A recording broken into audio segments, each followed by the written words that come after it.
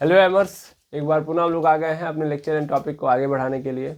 और आज हम एटम के बारे में एक और स्पेशल बात देखेंगे। तो चलिए आइए क्लास को स्टार्ट करते हैं और समझते हैं कि क्या है वो स्पेशल बात। तो जैसा कि आप सभी लोग जानते हैं, हाँ सर, हम लोग सब कुछ जानते हैं, बिल्कुल। एक एटम है, वो एटम जब मिलेगा तो क्या बनाएगा? एलिमेंट। लेकिन कैसा एटम एलिमेंट बनाएगा? सेम टाइप का एलिमेंट, सेम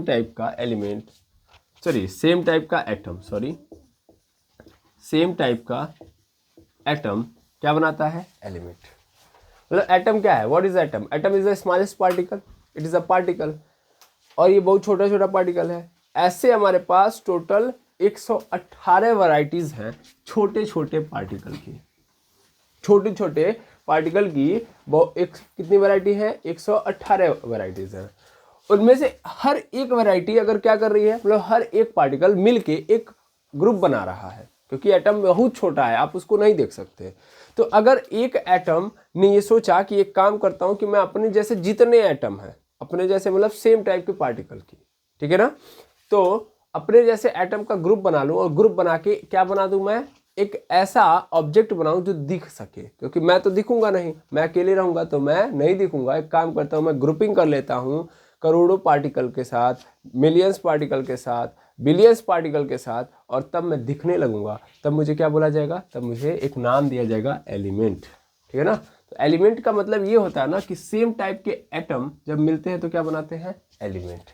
एटम को क्या बोलते हैं? परमाणु। और एलिमेंट को बोलते हैं तत्व। ठीक है? जैसे ऐसे समझ सकते हो कि हमारे पास ए एक पार्टिकल है, फिर बी एक पार्टिकल है, फिर सी एक पार्टिकल है, फिर डी एक पार्टिकल, और ऐसे टोटल कितने पार्टिकल हैं? 118। 118। ठीक है? ABCD के नाम से ऐसे 118 पार्टिकल हैं। इसमें से ए पार्टिकल जो कि बहुत छोटा है, इसने क्या सोचा कि मैं ग्रुपिंग करूंगा किसके साथ? ए पार्टिकल के साथ। कौन से पार्टिकल के साथ? ए पार्टिकल के साथ। ए पार्टिकल के साथ। ए पार्टिकल के साथ। ठीक है? तो इसने क्या किया? बहुत सारे ए पार्टिकल को जुटा दिया, और जब जुटा दिया तब ये क्या बन गया? एक पदार्थ बन गया। पदार्थ यानी सब्सटेंस। सब्सटेंस की प्रॉपर्टी क्या होती है कि सर, जब कोई पदार्थ होगा या कोई सब्सटेंस होगा तो वो जगह घेरेगा, स्पेस ऑक्यूपाई करेगा, और इसके पास क्या होगा? मास होगा। तो पहले इसके पास बहुत छोटी जगह घेरने की कैपेबिलिटी थी, बहुत कम मास ऑक्यूपाई करता था। लेकिन देखिए अब इसने अपने ए साथियों के साथ क्या किया? ग्रुपिंग किया, तब इसके पास स्पेस ऑक्यूपाई करने की प्रॉपर्टी आ गई। अब ये जहाँ रखा जा रहा है वहाँ जगह घेर रहा है, और अच्छा खासा इसके पास क्या आ गया है? मास। कहाँ से मास आया भाई? हर एक पार्टिकल के पास मास होता है कि नहीं होता है? उस मास को हम क्या नाम देते हैं? हर एक पार्टिकल के पास जो मास होता है उसको हम एटॉमिक मास कहते हैं। एटम के पास जो मास होता है उसको क्या बोलते हैं? एटॉमिक मास कहते हैं। तो वो एक एक पार्टिकल का एटॉमिक मास मिलके एक सब्सटेंस का क्या बना देता है? मास। और तब इस टाइप के सब्सटेंस को ये क्या बना है? सब्सटेंस बना। सब्सटेंस यानी पदार्थ, और इसी पदार्थ को हम नाम देते हैं एलिमेंट। यानी एलिमेंट एक पदार्थ है जो सेम टाइप के पार्टिकल से मिलके बना है। ओके? एलिमेंट यानी तत्व बन जाता है। क्या बात समझ में आई? हाँ या ना? क्लियर है? अब जैसा कि आप सभी लोग जानते हो, हमारे नेचर के अंदर एटम एग्जिस्ट करते हैं, बट वो हम नहीं देख सकते। हम किसको देख सकते हैं? सर, हम एलिमेंट को देख सकते हैं। यानी एटम इतने छोटे हैं कि उनको नहीं देखा जा सकता। इसीलिए एटम ने ये कदम उठाया कि ग्रुपिंग करते हैं, पदार्थ बनाते हैं, और पदार्थ को पूरी दुनिया देख सकती है, यानी एलिमेंट बनाते हैं। तो अगर एक एटम बोल रहे हो, जैसे बोला मैंने हाइड्रोजन एटम, तो हम हाइड्रोजन एटम नहीं देख सकते। हाइड्रोजन का क्या देख सकते हैं? एलिमेंट देख सकते हैं। क्या देख सकते हैं? Hydrogen element. क्यों? समझ में आ रहा है ना? और हाइड्रोजन एलिमेंट का मतलब क्या होगा? हाइड्रोजन एटम का मतलब क्या होगा? हाइड्रोजन एटम मतलब एक छोटा कण, और हाइड्रोजन एलिमेंट मतलब हाइड्रोजन एटम की ग्रुपिंग। यानी इस एलिमेंट के अंदर सिर्फ और सिर्फ क्या होंगे? हाइड्रोजन के एटम होंगे। एटम मतलब बहुत छोटा पार्टिकल। लेकिन इस बहुत छोटे पार्टिकल ने क्या किया? ग्रुपिंग किया, और ग्रुपिंग करके क्या बना दिया? Hydrogen element. अच्छा, अगर ये दूसरे के साथ करेगा, मतलब अभी तो देखो जैसे ये ए पार्टिकल की ग्रुपिंग हुई, मान लो अगर ए और बी ने मिल के किया तब क्या होगा? तो सर ए और बी यदि मिल के करते हैं तब उसको हम कंपाउंड बोलते हैं। क्या बोलते हैं? कंपाउंड। कंपाउंड यानी यौगिक, यानी अलग अलग पार्टिकल एक साथ ग्रुपिंग कर रहे हैं और ग्रुपिंग करके जिस पदार्थ को बनाते हैं उसको हम क्या बोलते हैं? उसको हम कंपाउंड बोलते हैं। यानी पदार्थ यहाँ भी बनेगा। पदार्थ का भाई स्पेशल कंडीशन यही है कि मास ऑक्यूपाई कर रहा है अगर कोई भी चीज और उसके पास, सॉरी मास बार बार बोल दे रहा हूँ मैं, स्पेस यानी जगह घेर रहा है ना? तो जगह घेर रहा है यानी जगह ऑक्यूपाई कर रहा है और उसके पास क्या हो? मास हो। मास यानी द्रव्यमान, ठीक है? तो उस कंडीशन में क्या कहलाएगा? पदार्थ। तो जब भी पार्टिकल ग्रुपिंग करेंगे तो जाहिर सी बात है उनके पास ये प्रॉपर्टी आ जाएगी स्पेस ऑक्यूपाई करने की और उनके पास मास आ जाएगा तो 100% क्या बन जाएंगे? सब्सटेंस बन जाएंगे। क्या बन जाएंगे? सब्सटेंस। अब अगर मान लो सेम टाइप के पार्टिकल ने किया तो ऐसे सब्सटेंस को क्या बोलेंगे हम? एलिमेंट। और अगर डिफरेंट टाइप के पार्टिकल ने ग्रुपिंग किया तब उस कंडीशन में क्या बनेगा? तब उस कंडीशन में जो सब्सटेंस बनेगा उसको हम क्या बोलेंगे? कंपाउंड। क्या मेरी बात समझ में आई? है ना? यस और नो? ठीक है, इस चीज को पकड़ के रखिए कि व्हाट इज सब्सटेंस? सब्सटेंस जो सर स्पेस ऑक्यूपाई करे और जो मास ऑक्यूपाई करे, सॉरी जिसके पास मास हो, ठीक है ना? दूसरी बात ये सब्सटेंस किससे मिलके बनेगा? छोटे छोटे कणों से। मैंने बताया ना इसके पास मास कहाँ से आता है? इस एटम के मास के कारण। छोटे छोटे एटम का मास जुड़ेगा तभी तो जाके पूरे एक पदार्थ का मास बनेगा, है ना? तो एटम की इच्छा के कारण पदार्थ बनता है। एटम ने जुड़ाव किया, एटम ने ग्रुपिंग की, तब जाके क्या बना है? पदार्थ। अगर सेम टाइप की एटम ने किया है ग्रुपिंग तब सर जो पदार्थ बनेगा उसको हम क्या नाम देंगे? एलिमेंट। और अगर डिफरेंट टाइप के पार्टिकल ऑफ एटम ने ग्रुपिंग की है तब उसको हम क्या बोलेंगे? उस पदार्थ को क्या नाम देंगे? कंपाउंड। क्लियर है? बिल्कुल। अब मैं आपसे पूछूं कि कितने एलिमेंट हैं? एलिमेंट कितने हैं? तो कितने पार्टिकल ऑफ वैराइटीज थी? 118 थे ना?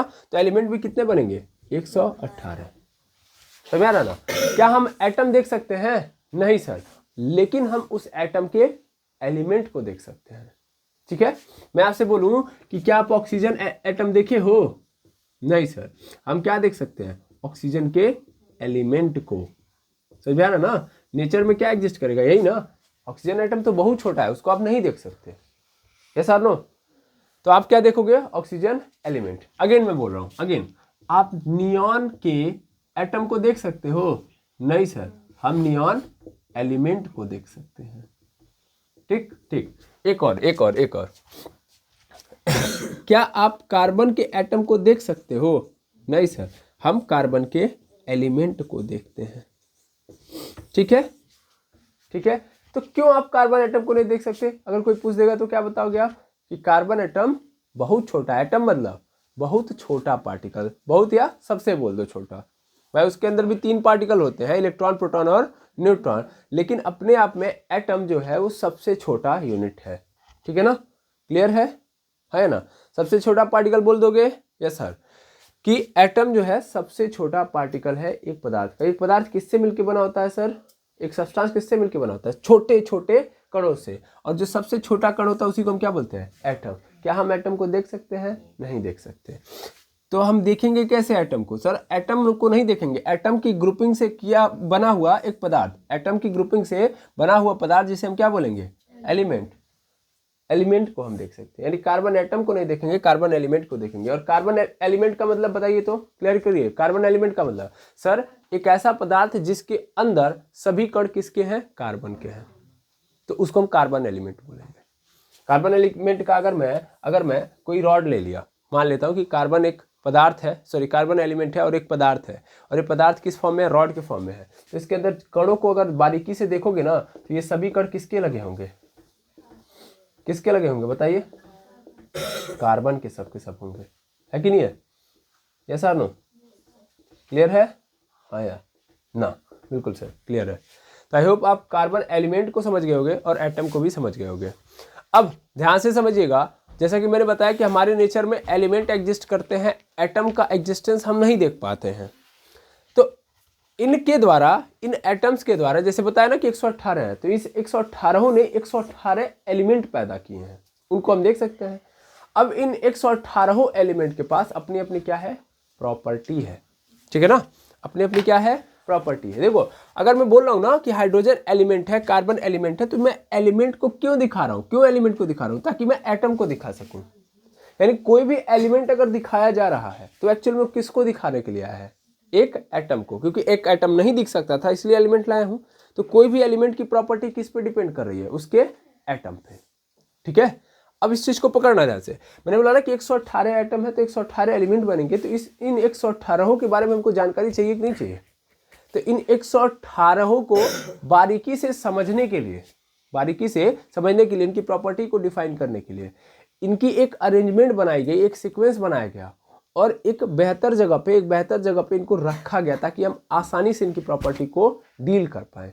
समझ में आ रहा ना। तो ये बताइए 118 एलिमेंट है, 118 अलग टाइप के पदार्थ हैं। अब हम एक एक का अगर हम समझे तो क्या बहुत कॉम्प्लेक्स हो जाएगा ना, सबके बारे में हम जानकारी एक साथ ले पाएंगे नहीं, और सबका अपना अपना अलग अलग प्रॉपर्टी रहेगा तो फिर दिक्कत होगी कि नहीं होगी।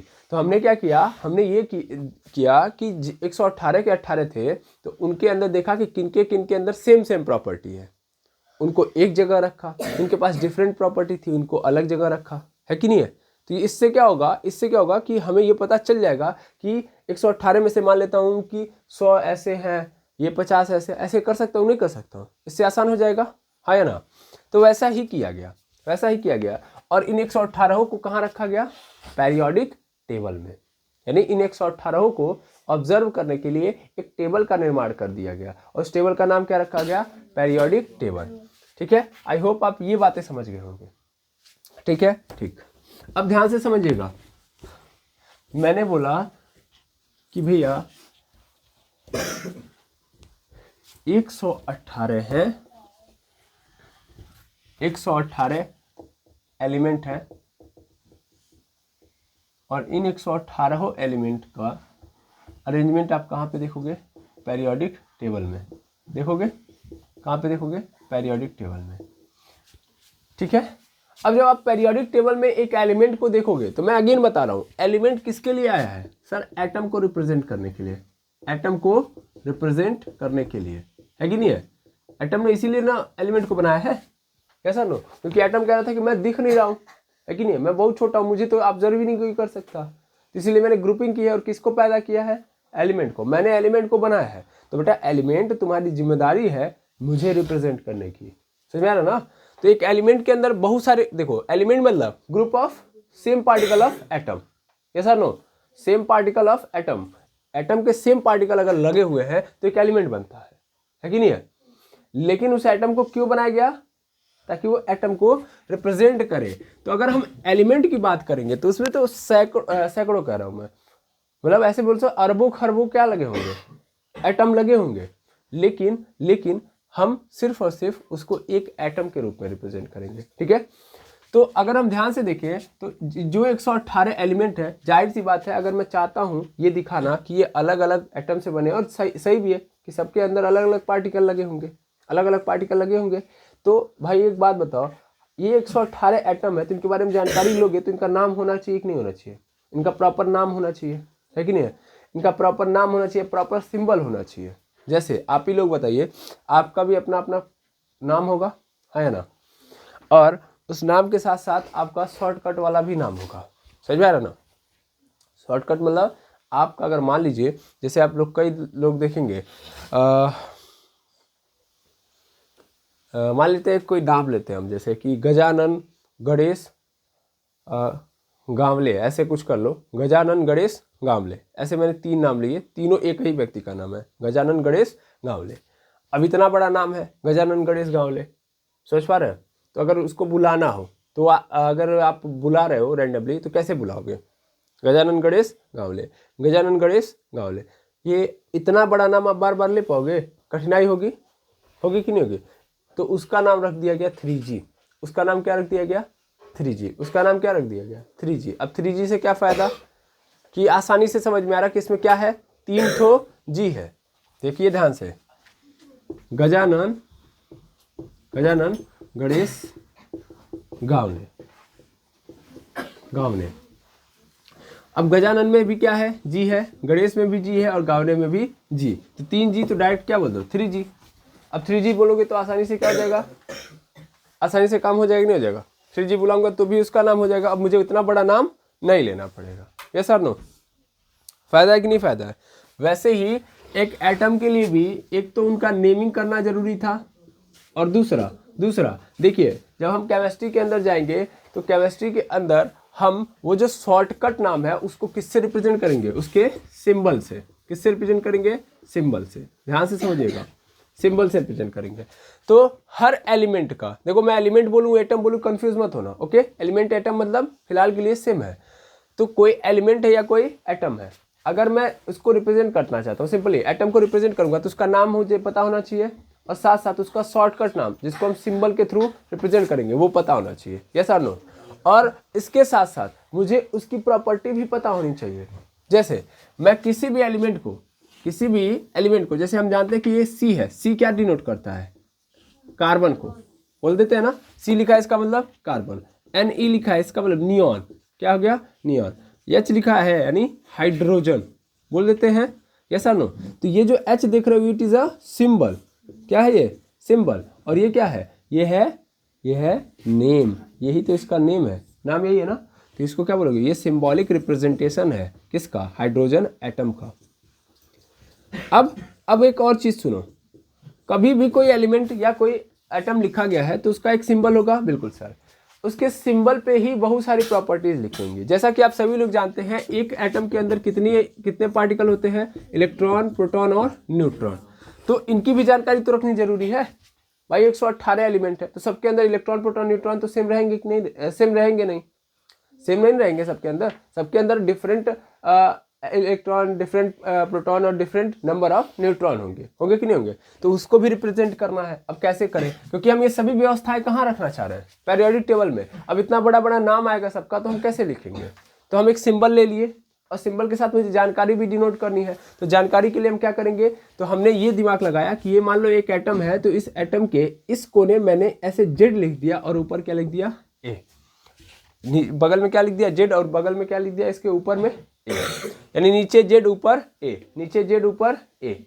अब ये क्या जानकारी देगा? तो ये एक्चुअल में जानकारी देगा इलेक्ट्रॉन, प्रोटॉन और न्यूट्रॉन की। ठीक है, जैसे जेड के बारे में जानो, जेड क्या है? सर जेड जो है उसको हम बोलते हैं एटॉमिक नंबर। क्या बोलते हैं? Atomic number. एटॉमिक नंबर क्या बताता है ये? एटॉमिक नंबर यानी परमाणु क्रमांक। क्या बताता है? परमाणु क्रमांक। ठीक है, और ये जो परमाणु क्रमांक है, परमाणु क्रमांक मतलब ये कौन से नंबर का परमाणु है, कौन से नंबर का परमाणु है। क्योंकि एक सीक्वेंस बनाना है मुझे। पीरियोडिक टेबल में जब तुम रखोगे तो किसी को कहीं नहीं रख देंगे, हाँ या ना? एक लाइन से रखना पड़ेगा ताकि हम अच्छे से प्रॉपर्टी को ऑब्जर्व कर पाए। तो इसीलिए सभी परमाणुओं का क्या बनाना पड़ा? एक परमाणु क्रमांक। सभी परमाणुओं का क्या बनाना पड़ा? परमाणु क्रमांक, यानी नंबर देना पड़ा। 118 है तो बारी बारी देना पड़ा। तुम बेटा एक पहले नंबर पे आओगे, तुम दूसरे पे आओगे, तुम तीसरे पे आओगे, तुम चौथे पे आओगे। इस तरह टोटल 118 परमाणु क्रमांक बना दिए गए, सबको नंबरिंग दे दी गई ताकि सब लाइन से आए। ठीक है, लेकिन ये नंबरिंग दी कैसे गई? तो एक्चुअल में जो नंबरिंग दी जा रही है वो ये बता रही है कि इस एक्स एटम के अंदर कितने प्रोटॉन है। समझ आ रहा है? कितने प्रोटॉन है, इस आधार पे दिया गया। समझ पा रहे जो मैं बोल रहा हूँ? यानी जितना इसके पास प्रोटॉन है उतना उसके पास नंबर। ऐसा पार्टिकल उठाया गया जिसके अंदर एक प्रोटॉन हो तो उसको एक नंबर दे दिया गया। फिर ऐसा पार्टिकल ढूंढा गया जिसके पास केवल 2 प्रोटॉन हो तो उसको दूसरा नंबर दे दिया गया। ऐसा पार्टिकल उठाया गया फिर जिसके पास 3 प्रोटॉन हो तो उसको कौन सा नंबर दे दिया गया? तीसरा नंबर। तो पीरियोडिक टेबल के अंदर जो अरेंजमेंट बनाई गई है ये एटॉमिक नंबर की, वो किसके आधार पर दी गई है? प्रोटॉन के नंबर के आधार पे। ठीक है ना? तो एटॉमिक नंबर क्या बताता है कि नंबर ऑफ प्रोटॉन कितने हैं उस एटम के अंदर। तो number of proton, number of proton, ध्यान से समझिएगा, यानी प्रोटॉनों की संख्या, प्रोटॉनों की संख्या ये बताती है। और जैसा कि आप सभी लोगों को पता है कि एक एटम है तो एटम में ये बीच में क्या होता है? न्यूक्लियस होता है। न्यूक्लियस के अंदर प्रोटॉन और न्यूट्रॉन रहते हैं और बाहर बहुत सारी कक्षाएं बनी होती हैं। इनके अंदर कौन घूम रहा होता है? इलेक्ट्रॉन। कौन घूम रहा होता है? इलेक्ट्रॉन। इसके साथ साथ ये भी पता है कि प्रोटॉन पे कैसा चार्ज होता है? Positive charge. न्यूट्रॉन पे 0 चार्ज और इलेक्ट्रॉन पे कैसा चार्ज? Minus charge. तो हमको ये पता है कि क्या हम एक जो एटम है वो एटम करंट नहीं मारता है। क्या एटम करंट मारता है? क्या ये पदार्थ करंट मार रहा है? नहीं। क्यों नहीं मार रहा है? क्योंकि इस पदार्थ के अंदर जो छोटे छोटे कण लगे हैं उनके ऊपर कोई करंट नहीं है। करंट मतलब कोई चार्ज नहीं है, कोई चार्ज नहीं है।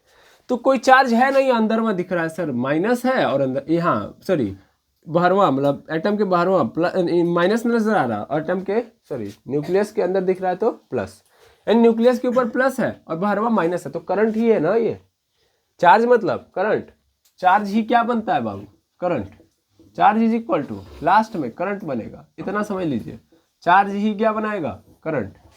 तो ये जो इलेक्ट्रॉन दिख रहा है इसके ऊपर माइनस है, प्रोटॉन के ऊपर क्या है? प्लस चार्ज है, तो करंट बनना चाहिए था ना, लेकिन नहीं बना। इसका कारण ये था कि जितने प्रोटॉन थे उतने ही इलेक्ट्रॉन थे, जितना प्रोटॉन पे प्लस चार्ज था उतना ही इलेक्ट्रॉन पे माइनस चार्ज था, इसीलिए दोनों मिलके क्या हो गए? जीरो। अब आप खुद बताइए ना कि अगर मान लीजिए प्लस 10 रुपया है, समझ में आ रहा है, यानी आपके पास 10 रुपया आया, आपके पास 10 रुपया आया कहीं से, और पहले से आपका 10 रुपया उधार हो, पहले से आपका 10 रुपया उधार हो और 10 रुपया आपके पास कहीं से आया, तो आपके पास कितने रुपए हैं? अभी जीरो है ही है ना।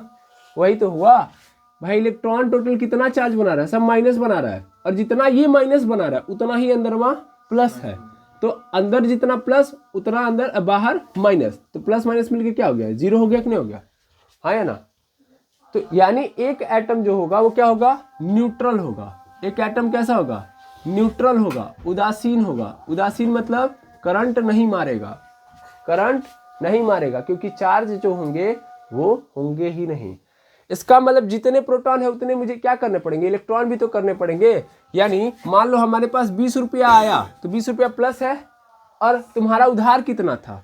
19 रुपया, तो इसका मतलब प्लस 1 रुपया, यानी 1 रुपया बच गया कि नहीं बच गया? और ये 1 रुपया इसका मतलब चार्ज है कि नहीं है? और ये चार्ज फिर करंट पैदा कर देगा नहीं कर देगा?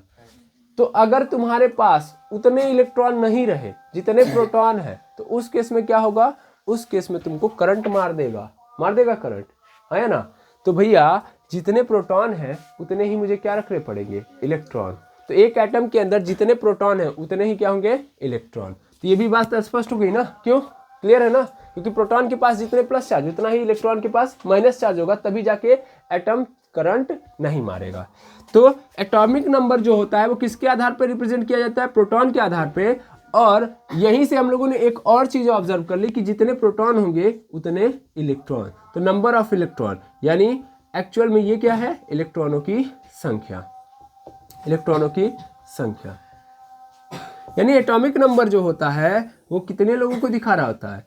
एक तो ये बता देता है कि कितने प्रोटॉन है इस एटम के अंदर, और ये भी बता देता है कितने इलेक्ट्रॉन है। क्लियर है? जैसे मैंने लिख दिया कि कोई एलिमेंट है X और इसका जो एटॉमिक नंबर है वो 20 है। इसका एटॉमिक नंबर कितना है? 20। तो ये बताइए कितने इलेक्ट्रॉन है?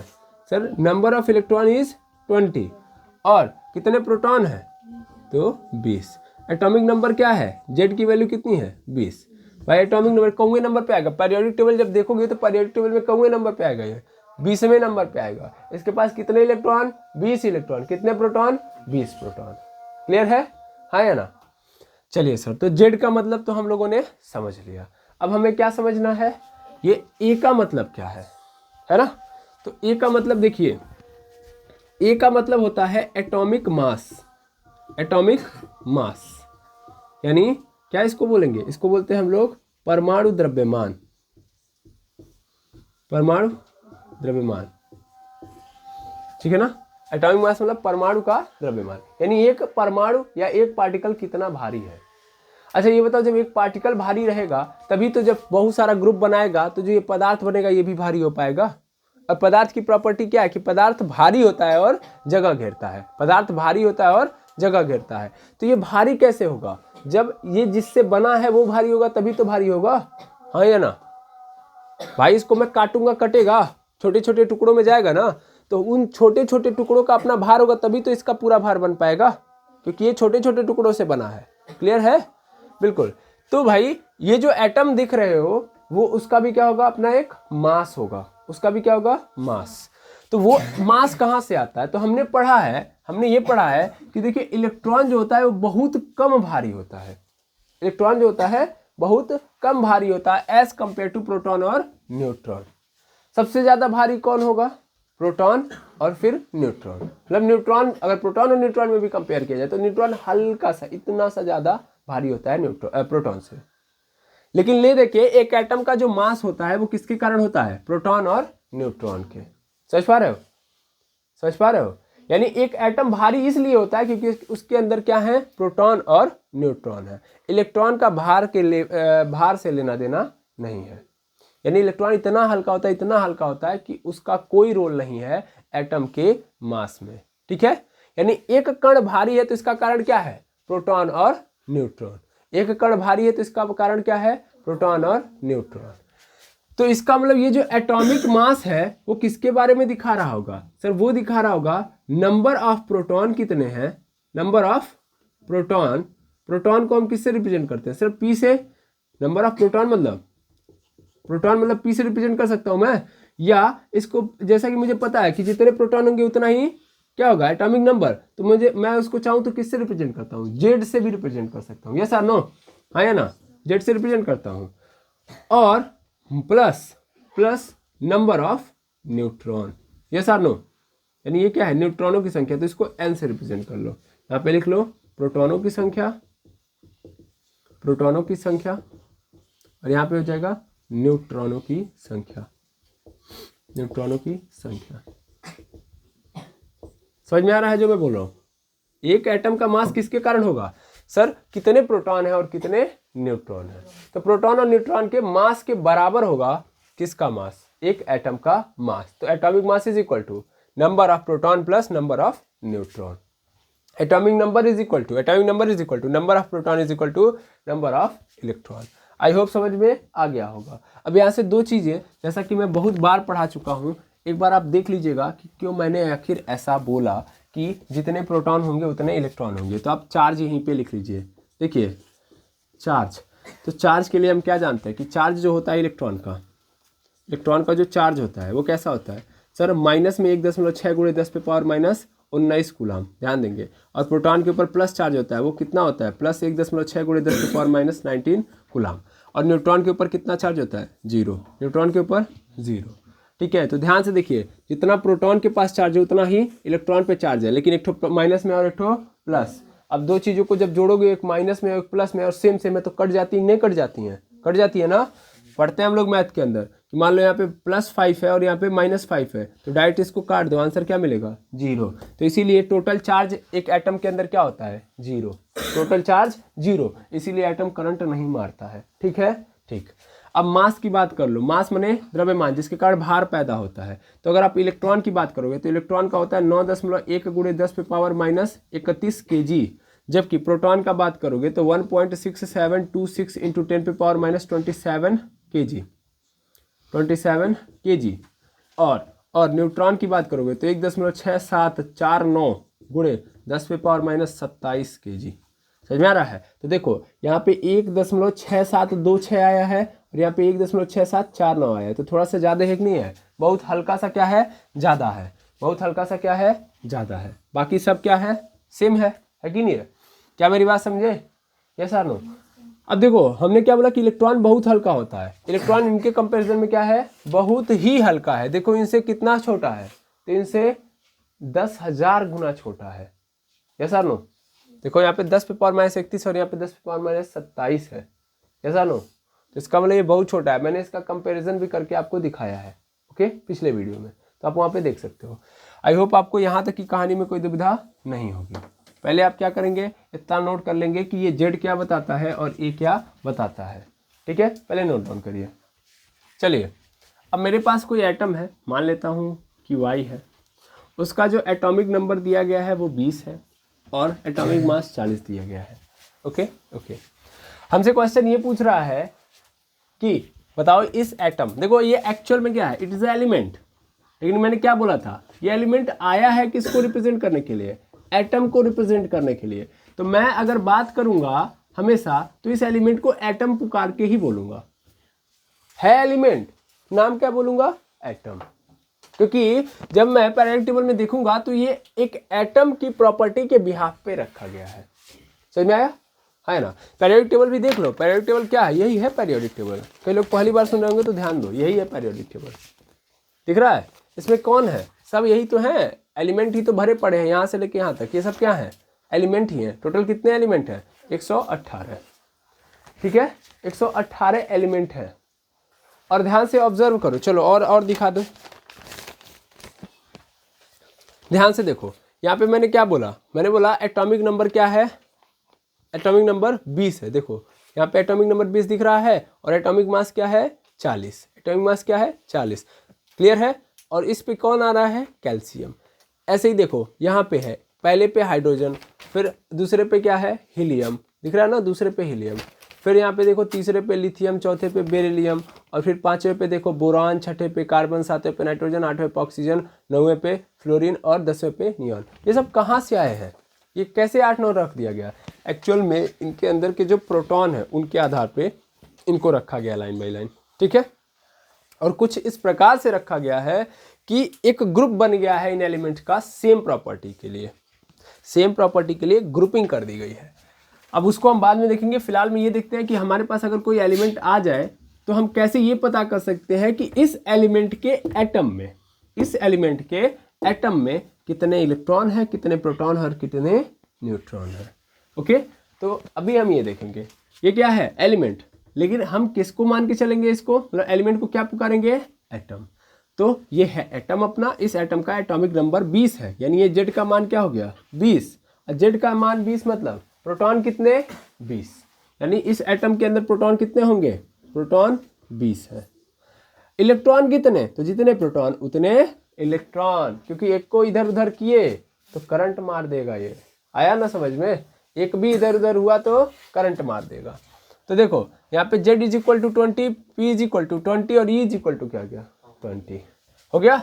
तो जो यहाँ पे लिखा गया वो ये बता रहा है कि प्रोटॉन कितने हैं और इलेक्ट्रॉन कितने हैं। तो दो तो मिल गया सर, अब चाहिए मुझे न्यूट्रॉन। तो ये जो 40 लिखा गया है, ये 40 क्या है सर, एटॉमिक मास है, ये A इज इक्वल टू 40 है। अब ये जो 40 है ना, वो दो लोगों को मिला के है, दो लोगों को मिला के है, एक तो प्रोटॉन और न्यूट्रॉन। तो प्रोटॉन और न्यूट्रॉन को मिला के 40 हुए होंगे। Yes or no, yes or no, बिल्कुल सर। तो A इज इक्वल टू हम क्या लिखते हैं, P प्लस एन लिखते हैं, नहीं लिखते हैं। A की वैल्यू हमको पता है कितना है, 40। P की वैल्यू भी तो हमको पता है, पता तो चला है कि 20 ठो है, हाँ या ना। तो N इज इक्वल टू क्या हो जाएगा, 20 को इधर भेज दो, तो 40 minus 20, N is equal to क्या मिल जाएगा हमको, 20। भाई 40 अगर एटॉमिक मास है तो उस केस में प्रोटॉन का पहले से हमको पता है कि 20 है, कितना है, 20 है। तो न्यूट्रॉन का कितना होगा, 20। प्रोटॉन का हिस्सा 20 है तो न्यूट्रॉन का कितना होगा, 20, तभी तो लेके 40 बने होंगे। Yes or no. तो एक एटम के अंदर से ये 3 इंफॉर्मेशन हम इस तरीके से निकाल सकते हैं।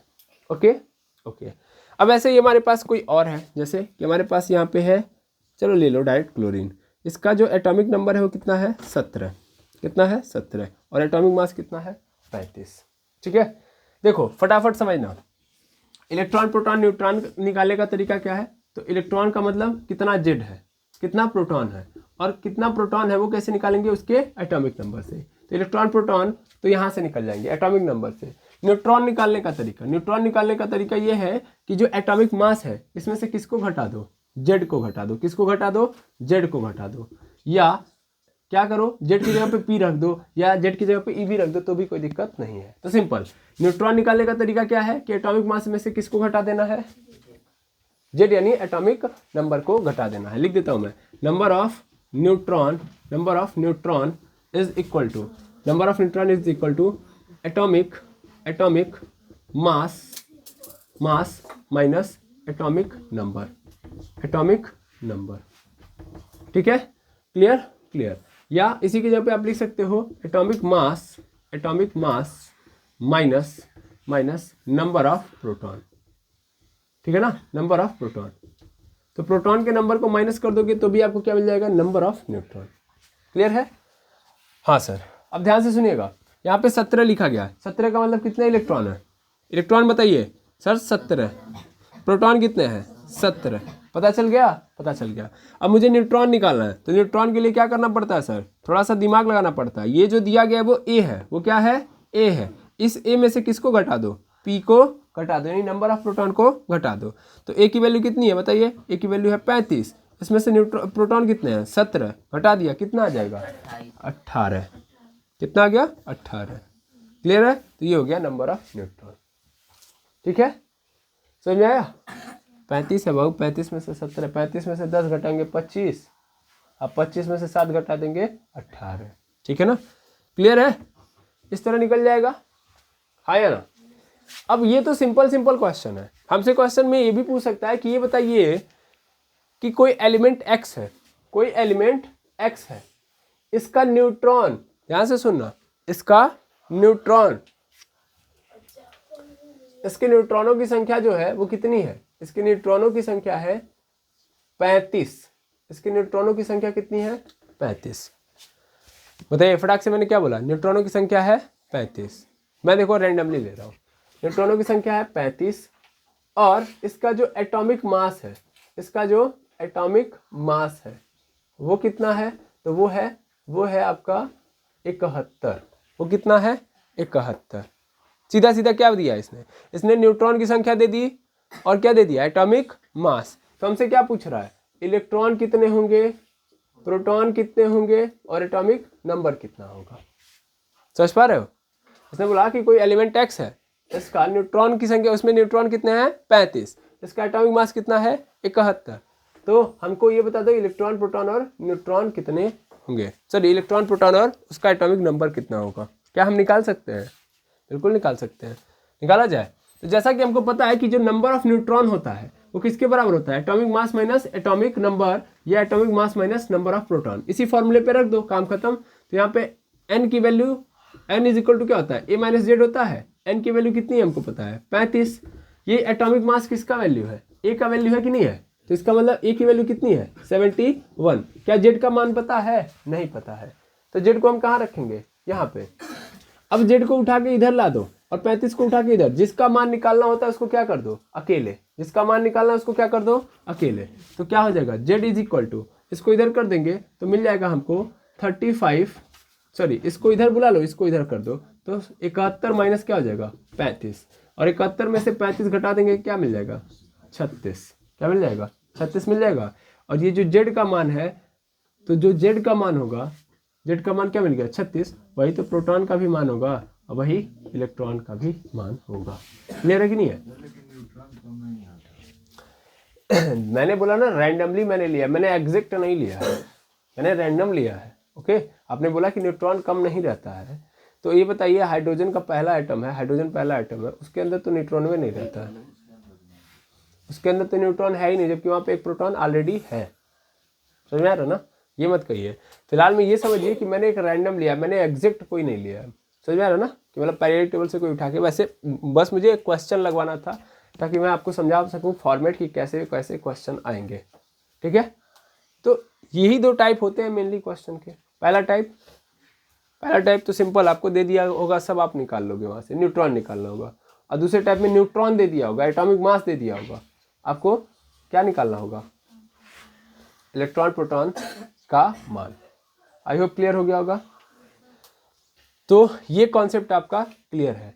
अब इसके बाद हमको क्या देखना है? जब ये कॉन्सेप्ट आपका क्लियर हो जाएगा तब हमको देखना है isotope, isobar, isoneutronic, isoelectronic and isodiaphers, ये क्या होते हैं। ओके, तो ये हम देखेंगे नेक्स्ट क्लास में। आज के लिए इतना ही, मिलते हैं नेक्स्ट क्लास में। Thank you very much.